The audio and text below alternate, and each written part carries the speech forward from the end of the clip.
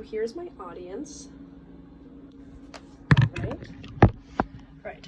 Has everyone heard of the movie called Concussion? Yes, no, maybe? Well, here I am to explain what it is about.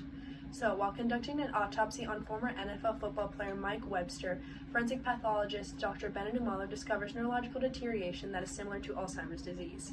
Umalo names this disorder chronic trauma endopathopathy and publishes his finding in a medical journal. As other athletes find themselves going under the same diagnosis, Umalo's mission is to raise public awareness about the dangers of football-related traumas. Now today I will be talking about similar things that Dr. Umalo has said in his findings. So today I'll be informing you of the importance of head injuries such as concussions in athletics. So everyone knows what a concussion is and what the symptoms are, so I'm not going to go into detail about it, but the Center for Disease Control and Prevention says in their 2019 article that concussions are known as traumatic brain injuries or blows to the head. Now that we have went over the basics of what a concussion is, let's talk about how it affects athletes. Now, all athletes first have to go through this process called impact testing. Impact testing is an online test that finds their baseline of where they sit on memorization through colors, numbers, symbols, and memorization of words at the beginning and the end of this test. Now, when you have a concussion, usually you score lower, which shows that you have a concussion. Now, some concussions, a person will score pretty similar to the same of what they have, but usually when you have a concussion, you score lower. Now, during a play, when an athletic trainer suspects that you to have a concussion, they'll ask you a series of questionnaires, just as like, how was your day? What color is the sky? How are you feeling? So simple questions that maybe to you and me sound super easy, it can be very hard for a person who has a concussion. Now, according to the Journal of Neurosurgery from their article in 2017, returning to a sport has a six-step return progression. Now, the first step is back to regular activity, which is going back to your schoolwork or going back to moderate activity, such as starting to walk and see how you feel. Now, step 2 would be light aerobic exercise, which would be 5 to 10 minutes walking, 5 to 10 minutes biking, and a light jog. Now, if any of these seem hard, you have to go back a step or get re-evaluated about your concussion.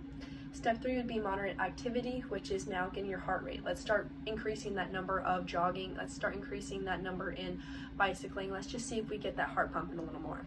Now, step 4 is heavy non-contact activity, which is like bike, and now you can start weightlifting.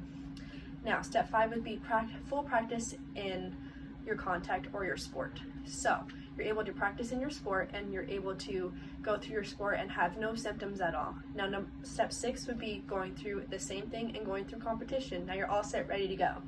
All right, according to the Journal of Neurosurgery from their article in 2017, there also is this idea called post-concussive syndrome, which is going back into your sport too soon and still having concussive symptoms. So this is just not a good sign. You don't really want to get into post-concussive syndrome.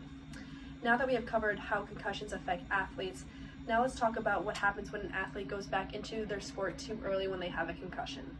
Now, the Center for Disease Control and Prevention in their 2019 article says there are danger signs when there is a concussion. Some of these danger signs would include trouble thinking, having memory loss, trouble learning, having balance or speech issues, common things like you and me find today that are super easy. Most people who did not get treated for their concussion correctly will have tons of trouble with this.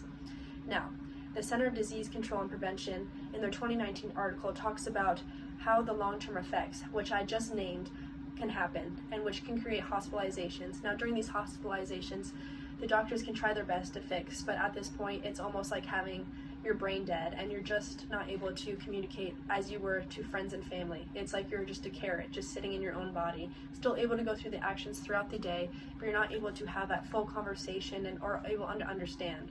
Like if you were able to see a friend standing next to you, you wouldn't be able to recognize them, or you'd still have trouble communicating or just trying to get across what you're trying to say.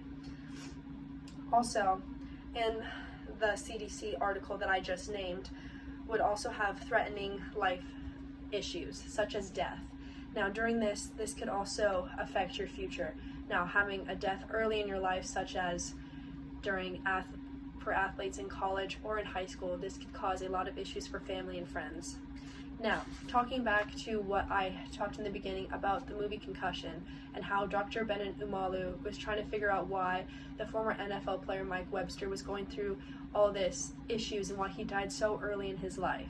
Now, this could be because of him not getting the correct treatment for his concussion, or just because he just did not decide to get treated for his concussions. Now, let you think. Would you like to go back, if you were to get a concussion, would you like to get treated, or would you like to go down the path that Mike Webster did and die? Up to you. Thanks for listening.